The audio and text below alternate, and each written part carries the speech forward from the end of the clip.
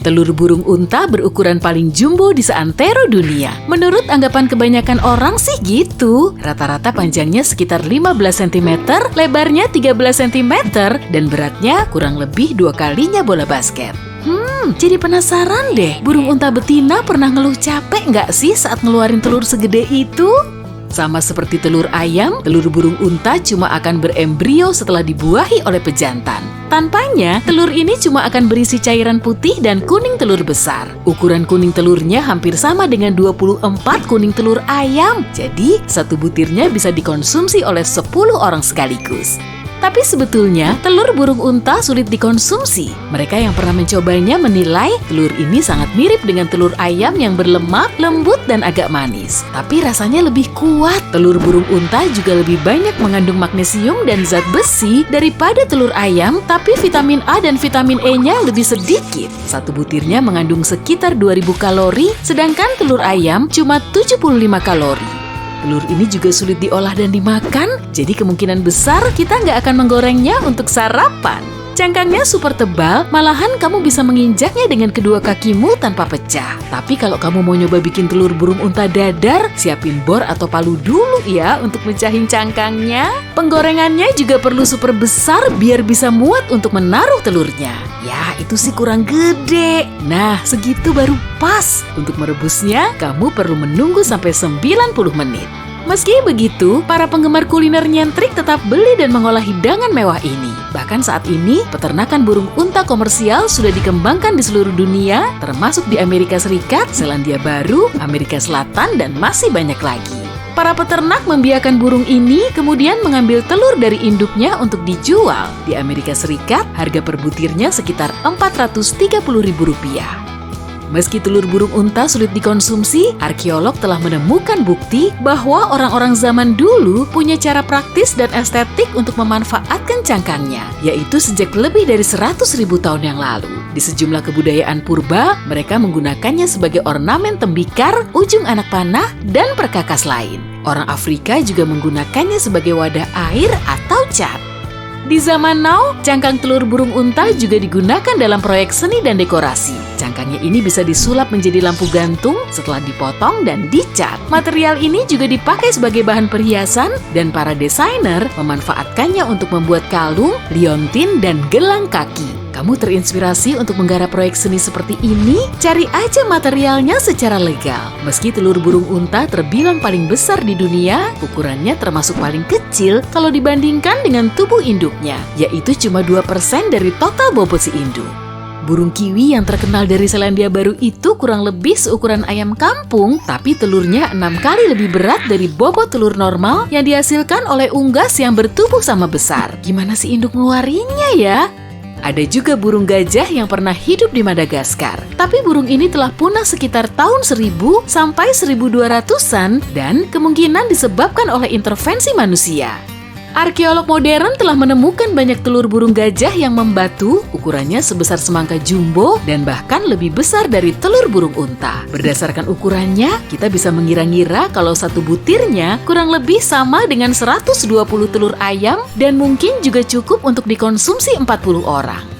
Burung unta juga punya kerabat kecil bernama emu atau burung tertinggi kedua yang masih ada. Emu hidup di Australia dan menghasilkan telur paling cantik di dunia dengan warna-warninya. Cangkangnya biasanya berwarna hijau cerah atau gelap dengan corak zamrud dan saat ini peternak lokal yang membiarkan emu semakin banyak untuk meningkatkan permintaan pasar pada telurnya. Selain telur ayam, konsumen di seluruh dunia memakan telur dari berbagai jenis unggas, termasuk bebek, angsa, dan burung puyuh.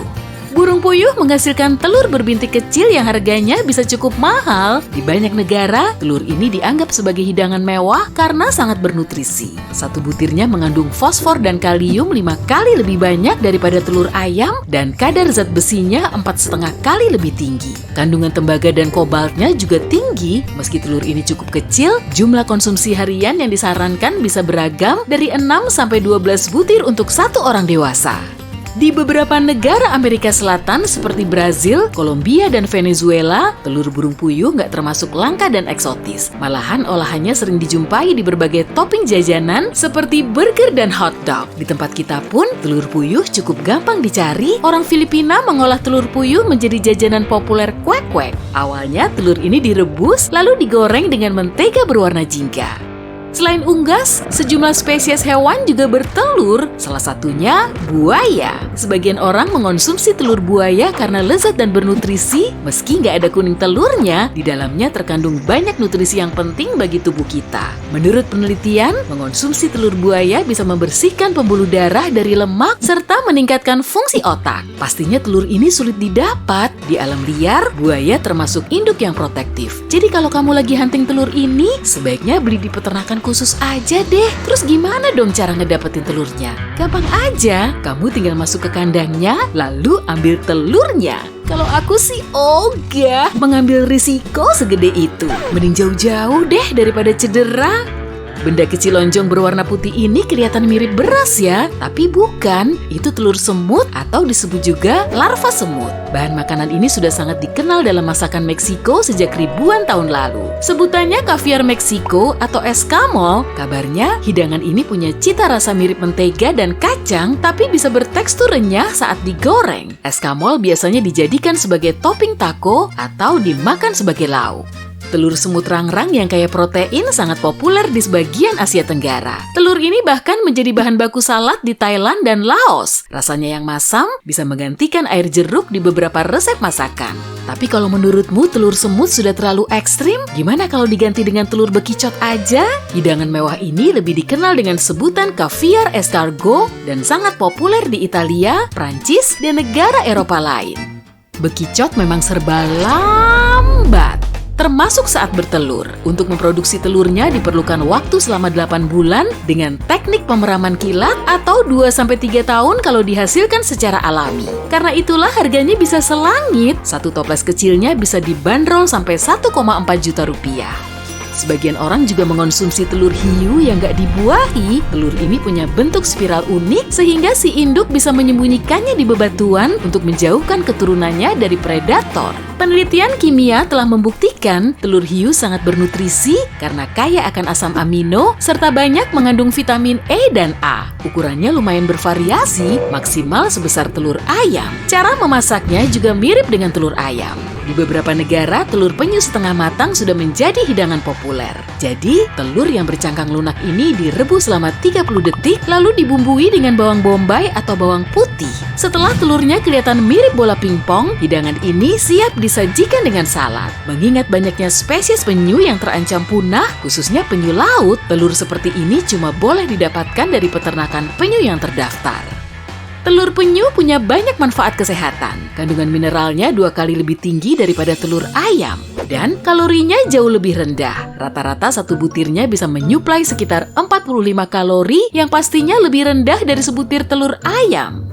Telur ikan punya cita rasa eksotis dan harganya bisa sangat wah loh. Jawarannya sudah pasti ikan beluga Iran karena ikan ini menghasilkan kaviar paling mahal di dunia. Sebutannya almas. Emas hitam ini telah memecahkan rekor dunia Guinness sebagai makanan paling mahal di dunia. Almas diproduksi dari telur sturgeon albino langka berumur 60-100 tahun yang hidup di selatan Laut Kaspia. Harga 1 kilogram kaviar ini mencapai 400 juta rupiah. Pasti makanya disayang-sayang banget tuh, karena kalau sampai jatuh sedikit aja, jutaan rupiah akan langsung melayang.